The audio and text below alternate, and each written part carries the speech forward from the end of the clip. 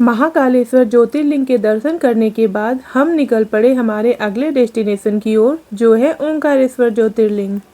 Omkareshwar temple Mahakaleshwar temple से लगभग 3 घंटे की दूरी पर स्थित है। तो हम बाय रोड चल पड़े ओंकारेश्वर ज्योतिर्लिंग के दर्शन करने के लिए। सफ़र ज़्यादा लंबा नहीं था, इसलिए हम बिना रुके चल पड़े ओंकारेश्वर मंदिर की ओर।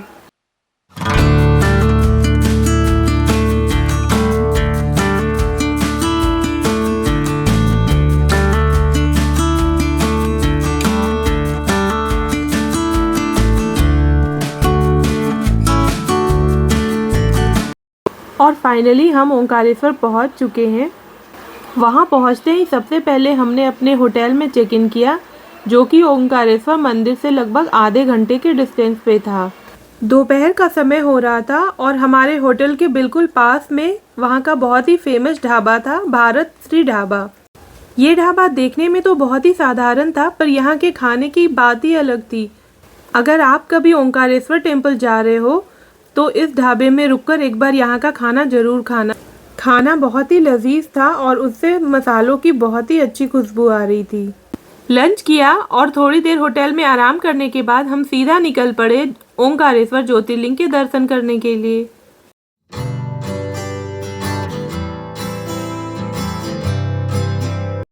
और फाइनली हम ओंकारेश्वर पहुंच चुके हैं और ये है यहाँ का बड़ा सा गेट जिससे एंट्री होती है। और ये रास्ता जाता है यहाँ के पार्किंग की ओर। वहाँ हम अपनी कार पार्क करेंगे और उसके बाद वहाँ से हम ऑटो लेकर मंदिर तक जाएंगे, क्योंकि मंदिर तक कार अलाउड नहीं है, इसलिए हमें कार को यहीं पार्क करना होगा। फिर हम पहुँचे ममलेश्वर ज्योतिर्लिंग मंदिर में। ये देखिए, ये यहाँ का मंदिर है। हमने यहाँ पे पूजा की और ज़्यादा भीड़ नहीं होने की वजह से हमने काफ़ी अच्छे से दर्शन भी किए। अंदर कैमरा अलाउड नहीं है, इसलिए मैं आपको अंदर से तो दर्शन नहीं करवा सकती, पर ये बाहर का नज़ारा आप देख सकते हैं। यहाँ के दर्शन करने के बाद हम सीधे चल पड़े ओंकारेश्वर ज्योतिर्लिंग के दर्शन करने के लिए। अगर आप ओंकारेश्वर ज्योतिर्लिंग के दर्शन करने जा रहे हैं तो ममलेश्वर आना भी अनिवार्य है और तभी आपकी यात्रा संपूर्ण मानी जाती है। ओंकारेश्वर ज्योतिर्लिंग नर्मदा नदी के किनारे स्थित है। ओंकारेश्वर शिवलिंग 2 भागों में विभाजित है, पहला ओंकारेश्वर और दूसरा मामलेश्वर, और दोनों शिवलिंग को एक ही शिवलिंग के रूप में पूजा जाता है। ओंकारेश्वर मंदिर में जो भी दर्शन करने के लिए आता है वो यहाँ पर बोटिंग ज़रूर करता है, पर जब हम यहाँ गए थे उस टाइम पर बोटिंग बंद थी और कुछ बोट्स थे जिन पे बैठकर हम इस पार से उस पार मंदिर की तरफ जा सकते थे। तो बस हमने बोट में बैठकर नर्मदा नदी को क्रॉस किया और मंदिर तक पहुँच गए। और मंदिर में ऊपर आने के बाद नज़ारा कुछ इस तरह है।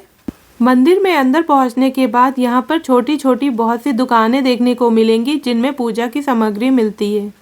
ओंकारेश्वर ज्योतिर्लिंग के दर्शन हो गए और उसके बाद ये शाम का नज़ारा कुछ इस तरह का है। अब हम यहाँ रुके हैं शाम की आरती के लिए। यहाँ पर बहुत सारे घाट बने हैं जहाँ पर शाम की आरती होती है और यहाँ पर तो आरती शुरू भी हो चुकी है।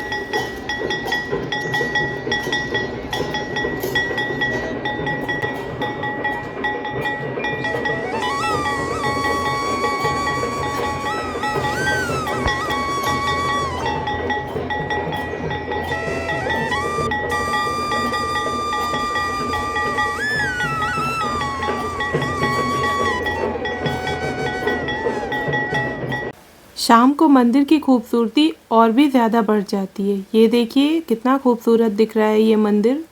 और हम यहाँ एक बार फिर से बोट पर बैठकर नर्मदा नदी को पार करके दूसरी तरफ जा रहे हैं शाम की आरती के लिए।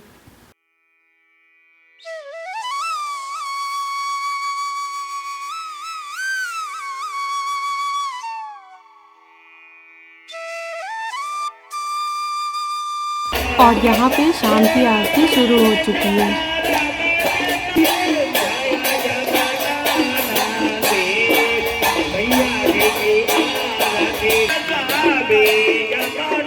और ओंकारेश्वर की हमारी यात्रा यहीं पर समाप्त होती है।